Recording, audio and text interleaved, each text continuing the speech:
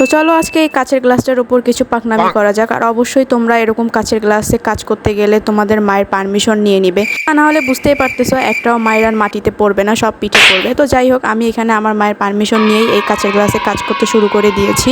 আর এই গ্লাসটা সম্ভবত চায়ের প্যাকেটের সাথে ফিরিব। তো তোমরা প্রথমেই দেখতে পেরেছো আমি সামনে যে লেখাগুলো সেগুলো জেসু দিয়ে ঢেকে দিয়েছি, কারণ জেসু দিয়ে না ঢেকে দিলে এই ডিজাইন করার পর পরবর্তীতে আর কি জিনিসটা ভালো দেখাবে না, তাই আগে জেসু দিয়ে ঢেকে নিয়েছি। আর এখানে দেখতে পারছো আমি গোলাপ ফুলের যে বানানো প্রসেস সেগুলো আমি কিন্তু আস্তে ধীরে দেখিয়ে দিয়েছি। তোমরা একটু দেখে বুঝে নিও যে জিনিসগুলো আমি কিভাবে বানিয়েছি। আর এখন জিনিসগুলো বানানো হয়ে গেলে আমি সেট করে নেব আমার মতো করে। তোমরা চাইলে তোমাদের মন মতো করে সেট করে নিতে পারো।